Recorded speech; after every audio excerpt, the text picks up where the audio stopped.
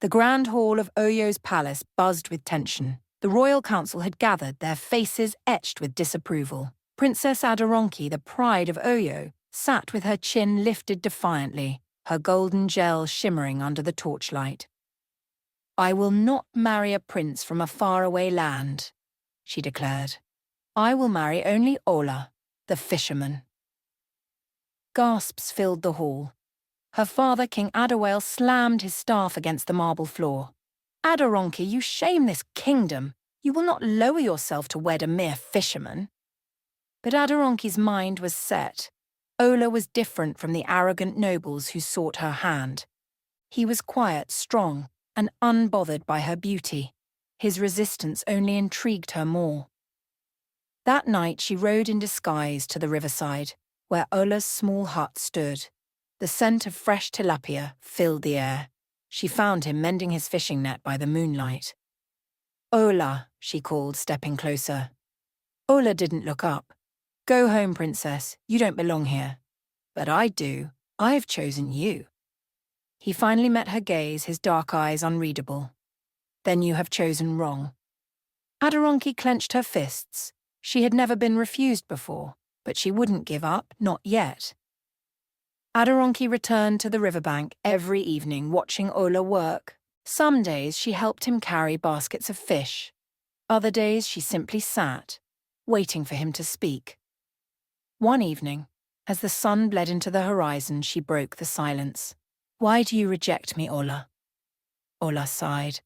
"Because you are a princess, and I am just a fisherman. The world will not accept us." She laughed.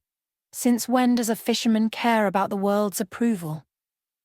Ola hesitated, his fingers tightening around the net. "You don't understand." "Then make me understand," she pressed. He turned to her, his expression unreadable. "You would never survive my world, Aderonke, and I can never be a part of yours." Her heart ached at his words, but she wasn't done fighting. She had faced warriors, kings, and suitors. She would face Ola's resistance too. What she didn't know was that Ola wasn't rejecting her because of her title. He was rejecting her because of his own secret, one that could change everything. Late that night, Ola rowed his small wooden canoe deep into the river. There, beneath the towering baobab tree, he met the one man who knew his past, the old storyteller, Baba Agba. Baba Agba's wrinkled face was solemn. "She keeps coming, doesn't she?" Ola nodded. "She is persistent, but she doesn't know the truth." The old man placed a hand on Ola's shoulder. "You cannot hide from destiny forever." Ola inhaled sharply. For 20 years he had lived as a fisherman, keeping his true identity buried. He was not just Ola. He was Ola Kunle, son of King Ifakorede, heir to the lost kingdom of Iremo. Long ago his family had been overthrown, their palace burned, their bloodline thought extinct, but the river had spared him, and Baba Agba had raised him in secret. "She cannot know," Ola said firmly. "If the world learns who I am, my enemies will return." Baba Agba sighed. "The truth has a way of surfacing, my son. And when it does, will you be ready?" Back at the palace, King Adewale was losing patience. "Enough of this foolishness, Aderonke," he roared. "You will marry within the nobility, or I will choose a husband for you." Aderonke's mother, Queen Moranisike, placed a gentle hand on her daughter's shoulder. "My child, why him? Why a fisherman?" Aderonke's eyes softened. "Because he is not like the men of the court. He does not seek wealth or power. He is free." The king's lips curled in anger. "Then let us see if he will remain free." He turned to his guards. "Summon the fisherman. He must prove himself before the kingdom." Aderonke's stomach twisted. She had forced Ola into the spotlight. Now he would have to face the king. And she had no idea how much danger that would bring. Ola stood before the royal court, his bare feet on cold marble. The king watched him with sharp eyes. You claim to love my daughter, King Aderonke said. Then prove yourself. Ola straightened. I do not claim anything, Your Majesty. The court murmured. His pride was clear. The king smirked. Then I will give you a test. If you can bring me the golden fish of the ocean river, I will consider your worth. Aderonke's heart pounded. The golden fish was a myth. A spirit's treasure. No man had ever caught it. Ola met the king's gaze without fear. Then I shall go to the river. But as he turned, Baba Akbar's warning echoed in his mind. The truth has a way of surfacing, and when it did, everything would change. Ola left the palace with a weight on his shoulders. The golden fish of the ocean river was no ordinary catch. It was said to be the guardian spirit of the river, appearing only to those worthy of its blessing. Many skilled fishermen had tried to capture it. None had returned. As he approached the riverbank that evening, Aderonke was waiting for him. Ola, you don't have to do this, she pleaded. He sighed, gripping the wooden oar of his canoe. If I do not, your father will never let you marry me. She reached for his hand, her fingers soft against his rough palm. What if I do not care for my father's blessing? Ola pulled away, his expression unreadable. Then you are still a princess, and I am still a fisherman. The world will never see us as equals. Aderonke frowned, hurt by his coldness. You speak as though you are not proud of who you are. Ola hesitated. He had spent his life hiding his true name, his true heritage. But he couldn't tell her. Not yet. The river is dangerous, Aderonke, he said finally. You must return to the palace. Before she could protest, he stepped into his canoe and pushed off. The river's current swallowed him, taking him into the unknown. From the shadows, someone was watching. Ola rode deep into the heart of the river, the moonlight guiding his path. The wind whispered against his skin, carrying the scent of wet earth and mystery. As he approached the deepest part of the river, the waters began to ripple unnaturally. Suddenly the canoe stopped moving, as if something beneath was holding it still. A soft voice echoed through the air. Turn back, child of Eremo. Ola's breath caught. The voice belonged to the river goddess, Yemoja. Slowly the water shifted, and a glowing form rose from the depths. A woman with skin like the night sky, her eyes swirling with stars, appeared before him. You are not meant to walk this path, Yemoja warned. Your destiny is greater than this. Ola's hands tightened around his fishing net. I must do this. I must prove my worth to the king. Yemoja's expression softened. You seek a king's approval, but do you not know who you truly are? Ola's heart pounded. I am a fisherman. The goddess sighed. No, you are Olakunle, son of King Ifakorede, heir to the lost throne of Eremo. Ola's grip on the net loosened. The name he had buried, the truth he had denied, had finally come to haunt him. Ola hesitated. Why reveal this now, he asked, his voice unsteady.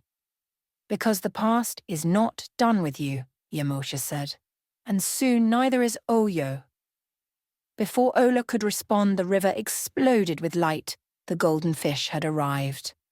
The golden fish shimmered like sunlight against the dark water, its scales flashing as it circled Ola's canoe. He had never seen such a creature before, larger than any fish he had caught, with eyes that burned like tiny flames. He cast his net, heart racing. The fish darted away faster than any river beast. He pulled the net back and tried again, this time focusing on the movement of the water. If this fish was truly enchanted, he needed to be patient. Closing his eyes, he waited. Then, in one swift motion, he cast the net one final time. The moment the net touched the water, a force surged through his body. The river roared, the sky darkened, and suddenly, he was no longer in his canoe. He was standing in an ancient palace. Golden tapestries adorned the walls and the smell of burning incense filled the air. A large throne sat in the centre, and upon it a man who looked strikingly like Ola, but older, dressed in royal robes. Ola took a step forwards. "Who are you?" The man smiled. "I am your father, King Ifakorede, and you, my son, are the last king of Iremo." Ola's knees weakened. Was this a vision, or was the past reaching out to claim him? The vision faded as quickly as it had come. Ola gasped, his hands tightening around the net. The golden fish lay trapped within it, its glowing eyes staring at him. Yamoja's voice echoed once more. "You have caught more than just a fish, my child. You have caught your past." Ola hesitated. He had come to prove himself to the king of Oyo, but now, this fish, this truth, had given him more questions than answers. As he rowed back to shore, his mind was no longer on the princess, but on the destiny he had been running from. At the riverbank, Aderonke was waiting. When she saw the golden fish in his hands, her face lit up. "You did it," she exclaimed. Ola looked at her. This woman who had pursued him so fiercely, so stubbornly, he had always thought she was too proud, too privileged to understand his world. But maybe, just maybe, she was the only one who could understand who he truly was. Yet, before he could speak, the palace guards arrived. "The king demands your presence," one of them declared. Ola sighed. He had won the challenge, but he wasn't sure if he had won his freedom. King Aderonke sat upon his throne, watching as Ola entered the palace. The golden fish had been delivered, but something in the king's gaze was different, sharper, more curious. "You are more than a fisherman, aren't you?" the king asked. Ola kept his face impassive. "I am whatever the river has made me." The king studied him. "Then tell me, fisherman, why do you have the face of a king I once knew?" Silence fell upon the court. Aderonke turned to Ola in shock. "What is he talking about?" Ola clenched his fists. The truth was clawing at the surface, and soon he would have no choice but to reveal it. But before he could speak, the palace doors burst open. An old man stepped inside, his voice carrying across the hall. "I will tell you who he is," Baba Agba declared, "for this is no mere fisherman. This is Ola Kunle, heir of Iremo." Gasps filled the room. Aderonke's eyes widened. Ola closed his eyes. The secret was out. The moment Baba Agba spoke, silence consumed the great hall. The king's advisers exchanged stunned glances, while the noblemen whispered amongst themselves. The revelation hung in the air like an approaching storm. Ola was no fisherman, but the lost heir of Iremo. Aderonke turned to him, eyes wide with confusion. "Is this true?" Ola's heart pounded. This was not how he had wanted the truth to come out, but there was no escaping it now. "Yes," he admitted, voice steady. "I am Ola Kunle, son of King Ifakorede.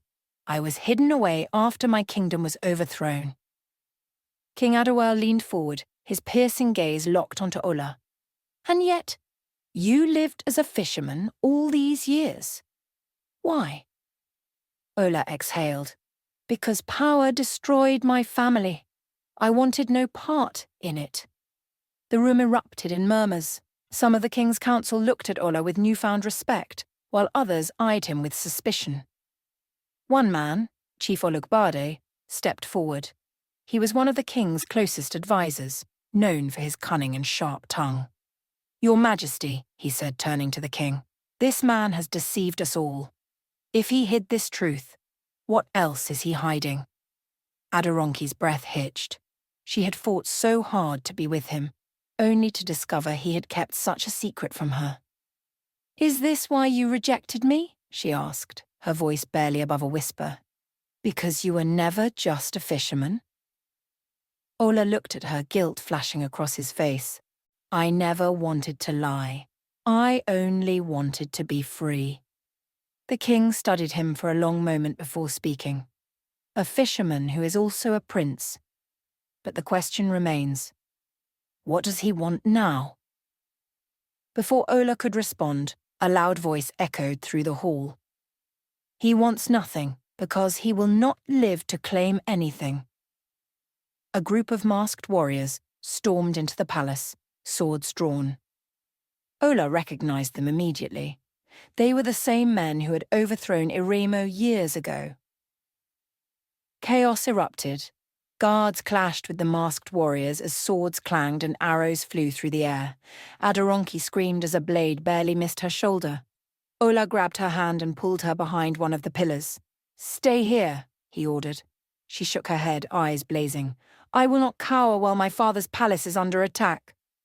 Ola was about to argue when Chief Olugbade rushed toward the attackers instead of defending the king. It was then that Ola realized this was an inside job. The warriors were not just any rebels, they were working with someone within Oyo's palace. The king fought off 2 attackers with surprising agility for his age, but 3 more surrounded him. Ola acted on instinct. He grabbed a fallen guard's sword and lunged forward, taking down one attacker with a swift strike. The other warriors turned to face him, eyes narrowing in recognition. "So the lost prince of Iremo still lives," one of them sneered. "Our master will be pleased to know we have found you."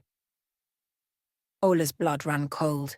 If these men knew his identity, then the battle was about more than just Oyo. It was about finishing what they had started years ago in Iremo. They had not come to kill King Adewale. They had come for him. The battle ended as quickly as it had begun. With Ola and the palace guards fighting together, the attackers were driven out, but their message had been delivered. Ola's enemies were watching, and they were waiting. The battle ended as quickly as it had begun. With Ola and the palace guards fighting together, the attackers were driven out, but their message had been delivered. Ola's enemies were watching, and they were waiting. After the dust settled, King Adewale stood before Ola, his expression unreadable. "Tell me the truth, Olakunle. Why did they come for you?" Ola hesitated. This was the moment he had always feared, the moment his past caught up with him. "They were the men who destroyed my kingdom," he admitted, "and they will not stop until I am dead." Aderonke, who had remained silent throughout the conversation, finally spoke. "Then what will you do?" Ola met her gaze. "I do not know." The king studied him for a moment before turning to his council. "We will discuss this further at dawn. Until then, the palace will be heavily guarded. No one enters or leaves." As the room emptied, Aderonke approached Ola. Her expression was unreadable. "You should have told me," she said softly. Ola exhaled. "I wanted to, but how could I?" She searched his face for answers. "If you had told me, would you have asked me to leave my throne behind for you?" Ola swallowed hard. Would he have? Before he could answer, she turned away. "Tomorrow my father will decide your fate. But tonight, you must decide what it is you truly want." She left him standing there, the weight of her words pressing heavily on his heart. Ola could not sleep that night. The palace was quiet, but his mind was restless. He walked through the moonlit corridors, thinking of everything that had happened. For years he had run from his past. He had wanted a simple life, free from power, free from responsibility, but now he could no longer ignore the truth. He was not just a fisherman. He was the last prince of Iremo. And his enemies still feared him. A shadow moved in the distance. Ola's instincts kicked in, and he spun around just in time to see a dagger flying toward him. He ducked, barely avoiding the blade. The assassin lunged again, but Ola was faster. He grabbed the man's arm and twisted, forcing him to drop his weapon. The palace guards arrived just as Ola knocked the assassin unconscious. The captain of the guards turned to him. "You are not safe here." Ola clenched his jaw. "I know." The realization hit him like a storm. If he stayed in Oyo, more attacks would come. The only way to stop them was to reclaim his lost kingdom. Tomorrow he would not wait for the king to decide his fate. He would decide it himself. He would return to Irimo, and he would take back what was his. The morning sun cast a golden glow over the palace, but inside the great hall darkness loomed. Ola stood before King Adewale, his expression resolute. "I have made my decision," he announced. "I will return to Iremo and reclaim my throne." A hush fell over the room. The king's advisers exchanged wary glances, while Aderonke's face remained unreadable. King Adewale tapped his staff against the ground, considering Ola's words. "And if you fail?" Ola's fists clenched at his sides. "Then I will die trying." The king sighed. "You are brave, but you are one man. A fallen kingdom cannot be restored with courage alone." Ola knew this was true. He would need an army, a strategy, and allies. But he could not ask Oyo for help. This was his battle to fight. Aderonke stepped forward. "Then let me come with you." Ola turned to her in shock. "Aderonke, you cannot, "I can," she interrupted. "I will." The room erupted into protests. Queen Morenike grasped her daughter's hands. "My child, this is madness. You are a princess of Oyo. Your place is here." But Aderonke's gaze never wavered. "My place is where my heart is. And my heart is with Ola." Ola's throat tightened. He had expected resistance from the king, but not this. King Adewale's voice was grave. "You are a future queen, Aderonke. If you leave with him, you may never return." Aderonke looked at her father with quiet determination. "Then I will build a new kingdom." Ola wanted to argue, to tell her that she belonged in Oyo, but deep down, he knew he could not fight this battle alone.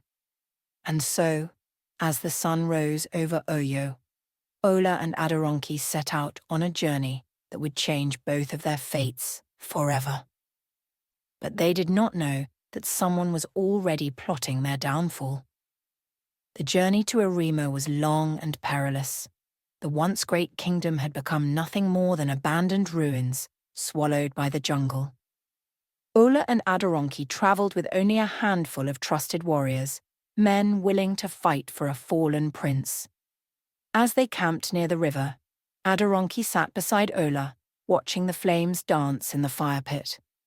"I have never seen you this quiet," she said. Ola exhaled. "There is much to think about." She tilted her head. "Such as?" He met her gaze. "What if we fail?" Aderonke reached for his hand, her touch warm against his skin. "Then we fail together." He squeezed her fingers. "You would leave behind a kingdom for a broken one?" She smiled softly. "A kingdom is not built on gold and stone, Ola. It is built on people, and I believe in you." Ola felt something stir deep within him. For the first time in years, he believed in himself.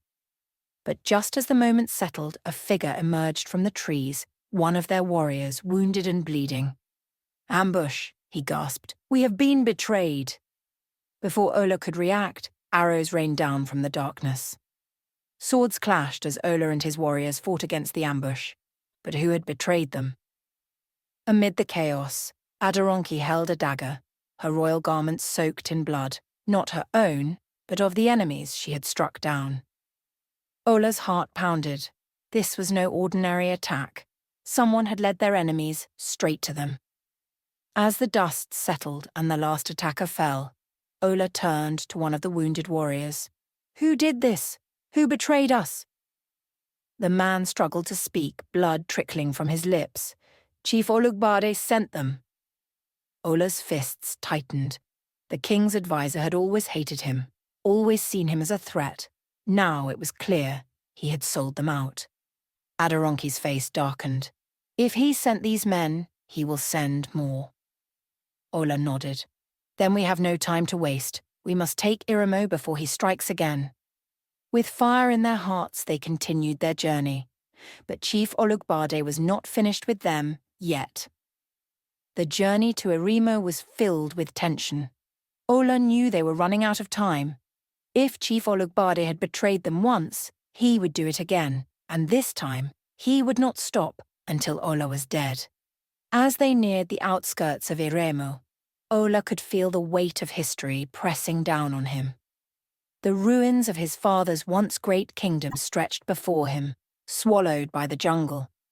Vines curled around broken stone walls, and what was once a bustling city was now silent. Yet, beneath the stillness, there was something else, the remnants of a people who had never truly left. Aderonke gasped as she spotted movement.